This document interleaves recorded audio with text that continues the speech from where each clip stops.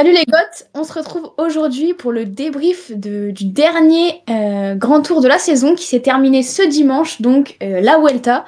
Alors aujourd'hui pour débriefer, je ne suis pas seule parce que je suis avec Anto. Salut Cam, salut Egot. Donc aujourd'hui on va revenir sur les tops, sur les flops de cette Vuelta et on reviendra bien évidemment sur le sacre de Primoz Roglic et les étapes qui nous ont le plus plu. Donc pour commencer, Anto, est-ce que tu peux me dire quel est globalement si tu peux me dire un top là, qu'est-ce qui te vient, qu'est-ce qui te passe par l'esprit? Moi, si je devais donner un top, je dirais Ben O'Connor, qui du coup a gagné une étape sur cette Vuelta, je sais plus laquelle, la cinquième, sixième, je sais plus, et qui ensuite a gardé son maillot rouge pendant quasiment 2 semaines, donc ça a été magnifique, il a failli tenir jusqu'au bout, bon même si c'était l'étape 6. Même si on voyait quand même qu'au fur et à mesure il perdait du temps sur Roglic et tous les prétendants, mais il a quand même réussi à tenir sa deuxième place finalement.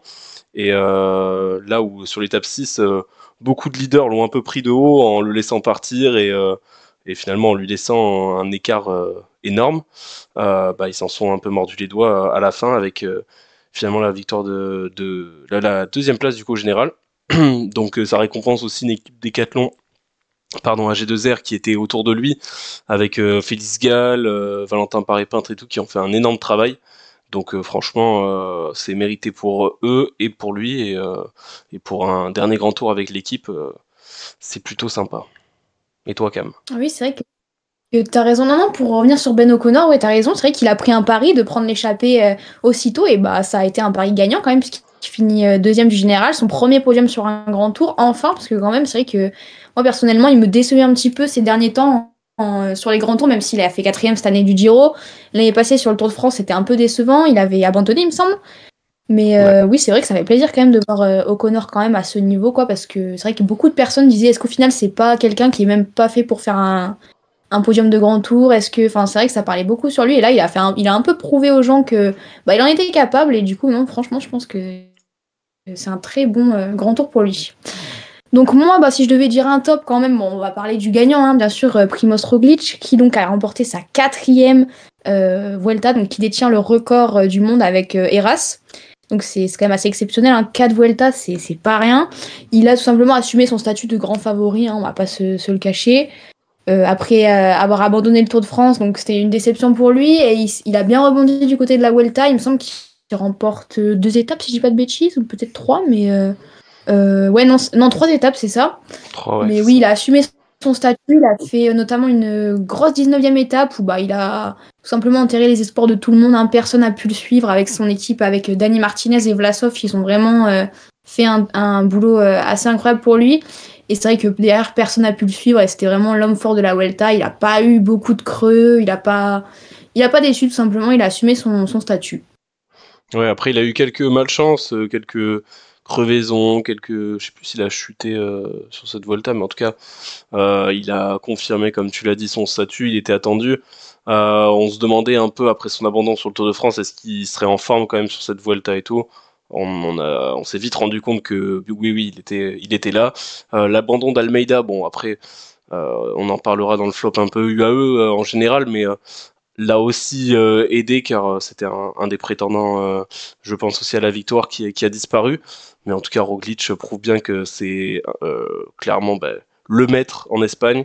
Et hormis son abandon il y a 2 ans, l'année dernière, il offre la victoire à Kuss sur cette Vuelta. Il est vraiment imbattable sur la Vuelta. C'est vraiment des efforts qui lui conviennent parfaitement en plus, des petits cols, du chrono, enfin voilà, c'est tout ce qu'il aime et il prouve que il est trop fort quoi. Même chez Red Bull. Exactement, et c'est vrai qu'il avait vraiment une grande équipe, hein, quand même, avec Vlasov, avec Dani Martinez, avec aussi Lipovic, qui a vraiment, qui cette année s'est révélé, en fait, et au final, il termine septième, il est deuxième au classement des meilleurs jeunes derrière Mathias Kelmoz, donc c'est vraiment une très bonne Vuelta pour lui. Et bah après, derrière Primoz Roglic et O'Connor, on a retrouvé Enric Mas, qui a fait son quatrième podium sur la Vuelta. Bon, encore une fois, un petit peu décevant, je dirais, même s'il était assez fort. C'est vrai qu'il manque de. Malheureusement, il attaque très peu. Et aussi, il faut souligner quand même la quatrième place de Carapace, qui Je le voyais peut-être un peu plus haut, franchement, au départ. Il m'a un petit peu déçu aussi. Notamment hier. Hier, c'était vraiment un chantier pour faire des attaques et il a pas vraiment attaqué. C'est vrai qu'on a ressenti hier qu'ils étaient un peu tous fatigués, au final, les leaders. Donc, il n'y a pas eu d'écart ou quoi. Et aussi, là, il faut souligner la 6e place de David Gaudu. Je sais pas si tu veux nous dire quelque chose sur Gaudu, qui a fait une très belle Vuelta quand même. Bah, c'est en vrai toute la groupe AMFDJ d'une manière générale qui a fait une bien meilleure Vuelta qu'ils ont fait lors de autres grands tours cette saison. Le Giro était, je sais même pas s'il y a un mot pour leur Giro qui était cataclysmique. Leur Tour de France où ils avaient la Dream Team était vraiment compliqué. Là, cette Vuelta est bien meilleure. Elle est conclue en plus par une victoire d'étape avec Stephen Kung qui va faire du bien. C'est la première victoire depuis 2 ans et demi, il me semble, pour la Groupama FDJ. Et donc David Gaudu, oui, qui s'est retrouvé, qu'on a vu bien, surtout en dernière semaine, où il y a une étape où il finit juste derrière Roglic, l'étape 19, il me semble. Et puis après, il était toujours dans le match avec les favoris. On voyait au fur et à mesure de la Vuelta qu'il montait en régime, et franchement, il a super bien fini. Donc, en soi, même pour lui, ça va lui redonner de la confiance, se dire qu'il n'est pas nul, qu'il n'est pas au fond du trou, etc. Et maintenant, bon, bien sûr qu'il aurait aimé gagner une étape, j'imagine, mais en tout cas, une 2e place derrière Roglic qui était de toute façon trop fort, c'est déjà magnifique. Et maintenant, il va falloir réussir à faire une belle préparation hivernale et faire une saison prochaine dans la lignée et surtout essayer, alors voir s'il fait le Tour de France, mais pourquoi pas aller voir un Giro ou je pense qu'il faut peut-être qu'il arrête de s'obnubiler avec ce Tour de France qui lui met peut-être trop de pression et met trop de pression aussi à l'équipe et on verra en tout cas l'année prochaine pour Gaudu. Ouais, exactement. C'est vrai que ça va lui faire du bien. Même si, bon, il y a 2 ans, je pense que quand il sortait d'une 4e place sur le Tour, il aurait été un peu déçu de faire. Si on lui avait dit que 2 ans après, il ferait 6e de la Vuelta, forcément, peut-être qu'il aurait été un peu déçu. Mais compte tenu de son année, de sa saison précédente, je pense Ouais, qu'il peut être satisfait. Et côté flop, est-ce que tu as un ou deux flops à nous sortir là?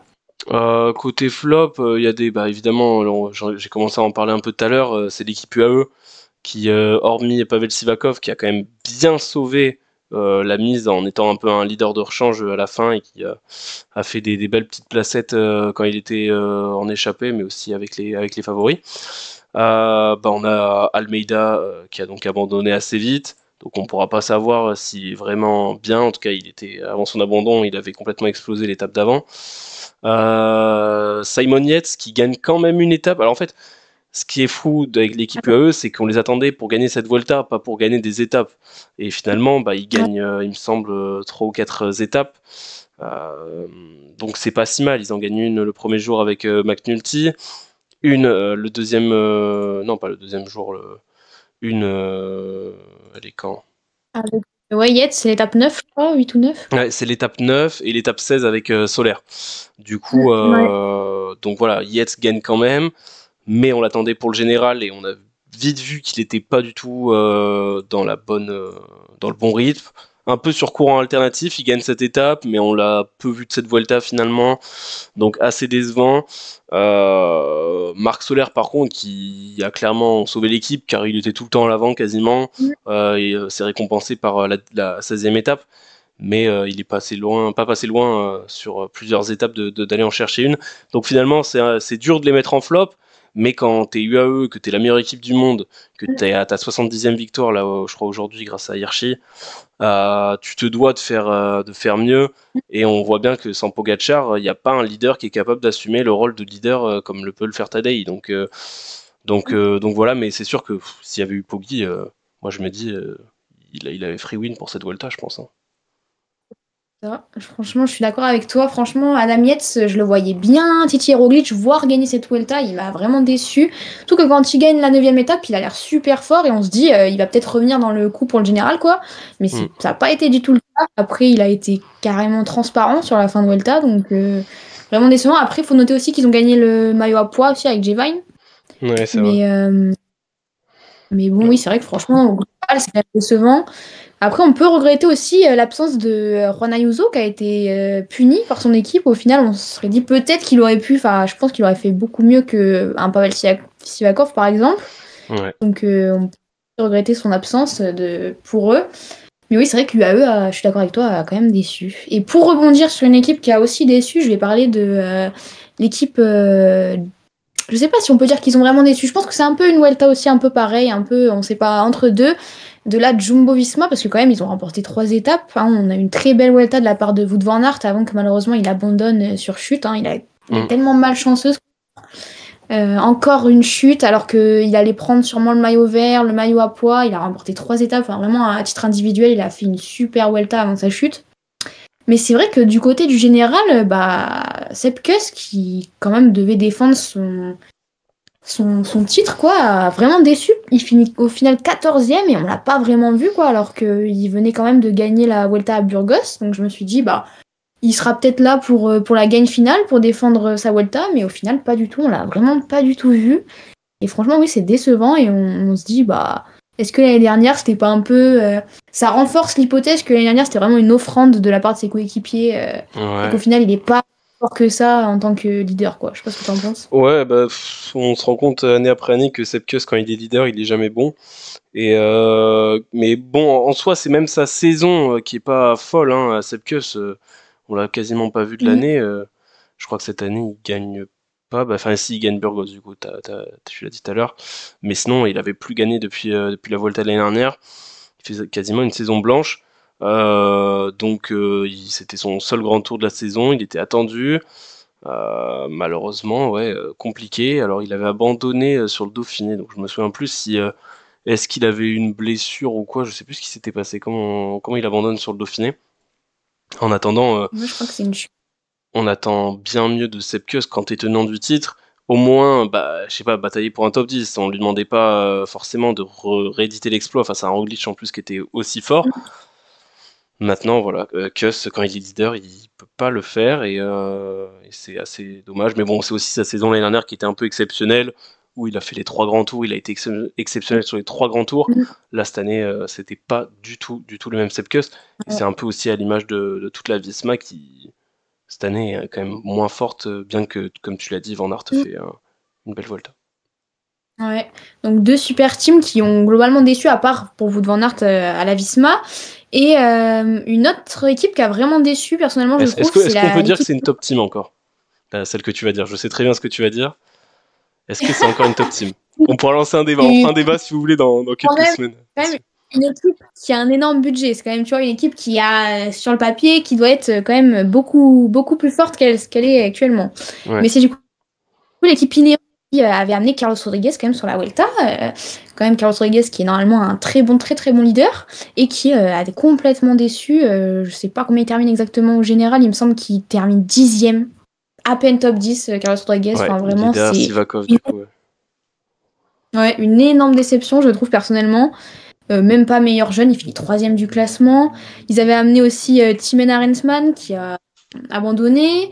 Il y avait Joshua Tarling pour son premier grand tour qui a abandonné aussi et qui a déçu pour son premier chrono. Franchement, il a Mm. terminé loin de. Et ouais, il y avait franchement la seule point peut-être positif, c'est Jonathan Narvaez qui a pris quelques échappées, mais il a pas non plus remporté l'étape. Donc vraiment un tour d'Espagne très décevant, je trouve, pour Ineos. Ouais, à l'image de son Giro, enfin, contrairement, je veux dire, à son Giro, Narvaez, il m'a quand même aussi déçu, ouais. Il avait fait un Giro énorme. Je l'attendais quand même pas mal. Alors, enchaîner 2 grands tours, c'est pas aussi simple dans une saison. Comme pour Rodriguez, finalement, qui a fait le Tour de France et qui s'est quand même bien accroché sur le Tour de France, donc où il finit top 10, hein, je crois. Il fait un bon Tour de France. Mm. Donc peut-être un peu dur l'enchaînement des deux, à l'image aussi de Landa, qu'on n'a pas évoqué, qui fait moins bien que sur le Tour, alors qu'il y avait une moins grosse concurrence et que je pense c'était plus son objectif quand il était équipé sur le Tour de France. Là, il était leader. Mais bah ouais, finalement, Rodriguez et Ineos décevants et on se demande un peu si cette équipe est pas en train de régresser année après année. On le dit en rigolant pour t'embêter, Cam, Mm. depuis des années, mais c'est une réalité aussi. Il y a des petits jeunes qui recrutent, mais quand on voit leur mercato aussi, qui est quand même très faible, il y a eu des gros départs depuis ces dernières années. Guerin Thomas, c'est pas immortel non plus. Je pense qu'on est sur la fin d'une ère chez Ineos. J'espère que Axel Laurence va pouvoir rebondir, faire rebondir cette équipe. Mais par contre, je sais pas si tu as vu ça me fait penser à la déclaration de Tom Pidcock, qui a vivement critiqué, il me semble, l'équipe en disant qu'il en avait marre d'être toujours le leader, etc. Je crois. Qu'est-ce que t'en penses, toi? Ah, j'ai pas vu ça, non, mais après, c'est vrai que Pitcock, il porte un peu l'équipe, hein, honnêtement. C'est vraiment une saison, encore une fois, à l'image des deux dernières, j'ai envie de dire, assez décevante, hein. Comme tu dis, ça perd plus que ça. Ils perdent. Au Mercato, à chaque fois, ils perdent plus qu'ils recrutent, donc bon, c'est assez décevant. Franchement, beaucoup de flops encore cette année, comme à l'image des haters. Enfin, ouais, franchement, c'est pas une très bonne équipe Ineos en ce moment, hein. On verra avec, comme tu as dit, l'arrivée de Axel Laurent. J'ai pas mal d'espoir pour lui, mais ouais, on verra. On va passer maintenant au sprint. Côté sprint pour cette Vuelta, donc comme on l'a dit précédemment, Wout van Aert a remporté 3 étapes. Et il y a aussi un autre sprinter qui a brillé comme l'année passée au final, c'est Caden Groves qui a remporté aussi 3 étapes et qui s'est montré le patron du sprint, hein. Il a remporté le maillot vert aussi. Et ouais, on a eu aussi une petite surprise avec Pavel Bittner, voilà, qui a remporté une étape au sprint en battant devant Wout van Aert, je crois. Donc bon, ce qu'on peut dire sur le plateau de sprinter sur cette Vuelta, bon, il était pas très fourni, mais c'est vrai que bon, Caden Groves s'est montré assez fort. Voilà. Ouais, ouais, ouais, en vrai, il n'y avait pas un très gros plateau de toute façon. Pavel Bittner, ouais, qui est très jeune, il a 21 ans, chez DSM, c'est peut-être l'avenir, un des futurs cracks du sprint en tout cas. Il avait gagné 2 étapes déjà à Burgos, et là il a confirmé sur cette Vuelta en gagnant l'étape 5. Puis il a fait deuxième, c'était l'étape quoi? L'étape 17 derrière Caden Groves. Donc c'était intéressant aussi de découvrir d'autres sprinters qu'on n'a pas l'habitude de voir forcément sur les Tours de France, même Giro, où il y a la plupart des top sprinters qui sont là. Et non, mais du coup, Caden Groves qui vraiment est addict à la Vuelta, il floppe un peu sur tous les autres grands tours qu'il fait, mais par contre, la Vuelta, 7ème victoire d'étape, Ouais. le gars, il est chaud, hein. Donc maintenant, il va falloir voir qu'il prenne un peu le risque. Bon, bien sûr, je sais plus, non, il a prolongé chez Alpecin, il y a jusqu'en 2026. Donc bon, c'est sûr que sur le Tour de France, quand t'as Jasper Philipsen, c'est un peu compliqué d'y aller. Mais il avait gagné sur le Giro quand même en 2023. Peut-être retourner sur le Giro l'année prochaine pour un peu se frotter aux autres, parce que il a fait le Giro cette année, il a pas gagné. Je me souvenais même plus qu'il avait fait le Giro. Et il a fait pas mal de deuxième place. Mais bon, voilà. Donc voilà pour le sprint. Et on va ouvrir une petite parenthèse découverte, hein. On va parler de notamment l'équipe Kern Pharma, hein, qui a été auteur d'une Eh Vuelta oui. exceptionnelle, hein. Ouais. On peut le dire, hein. Ah, on peut le dire. Notamment 3 étapes, hein, une de Urco Berade et 2 de Pablo Castrillo. Donc vraiment, je sais pas toi, mais moi personnellement, je m'y attendais pas du tout. Je sais pas ce que t'en Non. penses. Non, non, non, bah ça, personne les attendait, je pense. C'est une équipe qui est souvent là sur la Volta et qu'on aime bien parce que forcément, elle est assez offensive, ils prennent souvent les échappées, ils font le show. Et là, bah, ça a été récompensé. Pablo Castrillo, qui est une vraie révélation à 23 ans, qui allait chercher 2 très très belles victoires sur l'étape du coup 12 et 15. L'étape 12, c'est Mm. quand il bat Max Poole, et que finalement je pense que Max Poole pouvait gagner, mais il a été pas très fin tactiquement, donc là on pouvait dire ça s'est un peu joué tactiquement. En tout cas sur l'étape 15, il a explosé Alexandre Vlasov quand il avait un premier coup attaqué, et puis Vlasov est rentré, puis il a réattaqué, il a démoli. C'était magnifique. Ouais. Non, je pense qu'il a dû devenir un des chouchous en Espagne, et c'est super pour cette équipe. Du coup, bah, même 3 victoires sur une Volta, je pense Ouais. qu'ils referont peut-être jamais ça de leur vie. Et c'est beau de voir des histoires comme ça, d'équipes pro team Mm. qui font le taf, quoi. Ouais, ouais, exceptionnel, franchement. Et d'ailleurs, Pablo Castrillo, qui normalement devrait signer chez Ineos, donc on suivra ça, hein, mais ça pourrait être une recrue intéressante. Ouais, pourquoi Mais pas, oui, ouais. c'est vrai, ils ont fait une Vuelta vraiment folle, hein. Franchement, honnêtement, l'étape 15, je pense que c'est une des plus belles étapes, tout grand tour confondu cette année, et notamment un final assez fou, vraiment le bras de fer entre Vlasov et Castrillo.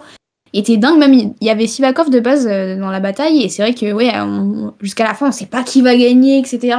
Castrillo il met des mines et Vlasov revient. Enfin vraiment, et comme tu as dit, c'était exceptionnel.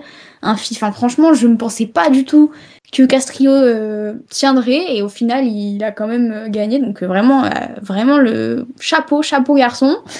Et donc voilà, en plus, on peut quand même ouvrir une petite parenthèse parce que c'est vrai que leur fondateur est décédé le jour où Castrillo gagne sa première étape. Donc c'est un très bel hommage qu'ils ont eu. Donc ouais, voilà. Sinon, je sais pas s'il te reste quelques tops. Ouais, Ouais. c'est encore une belle histoire de cette Vuelta. Non, en top, il y en a aussi Lennart Van Elvel qui était plutôt pas mal, qui malheureusement a dû abandonner, mais qui faisait une belle Vuelta. Et Eddie Dunbar, qu'on n'a pas évoqué, mais qui a quand même gagné 2 étapes. Donc voilà, lui pareil, c'est un peu un coureur qu'on a du mal à comprendre. Quand il est leader, il peut des fois un peu exploser, puis il peut faire des super performances. Je crois qu'il a fait un Giro, je sais plus si c'était cette année ou non, l'année dernière, qui était plutôt pas mal. Puis moi je voulais parler aussi un petit peu de Quentin Paché, enfin juste vite fait l'évoquer, qui avait fait une superbe étape. Je pense qu'on a quasiment fait le tour. N'hésitez pas à vous nous dire aussi dans les commentaires quels sont les coureurs qui vous ont surpris, qui vous ont plu, qui vous ont déçu. N'hésitez pas à descendre ceux que vous aimez pas. Faites-vous plaisir. Ouais. Ouais, non, c'est vrai qu'à titre personnel, j'ai trouvé que c'était une Vuelta assez sympa. Vraiment, il y a eu des très belles étapes, comme l'étape que Ouais. Yates gagne, alors que Castrillo gagne. Et c'est vrai que c'est sympathique de voir un grand tour sans phénomène comme Pogacar ou Vingegaard, même si bon, il y avait Ouais, bien Roglic, sûr. mais c'est vrai Ouais. qu'on ne savait pas vraiment de quelle forme il arrivait, etc. Il y a O'Connor qui lui a bien tenu la chandelle, même Mas qu'il a lâché sur une étape, je crois. Mais oui, franchement, c'était un grand tour assez sympa, avec pas forcément de grandes starlettes, mais vraiment assez sympa à suivre. Et voilà Ouais. quoi. On pourra juste regretter pas de victoire française du coup malheureusement, mais bon, c'est Ouais. comme ça. Mais une victoire FDJ et une victoire H2R. Donc, Ouais, c'est déjà pas mal. On va prendre. c'est ça. Voilà. Donc, je pense qu'on va se laisser là, hein. Écoutez, c'est tout pour le débrief de la Vuelta. N'hésitez pas à liker, vous abonner, partager et donc dire votre avis sur cette Vuelta en commentaire. Et voilà, hein, merci Anto. Merci à toi.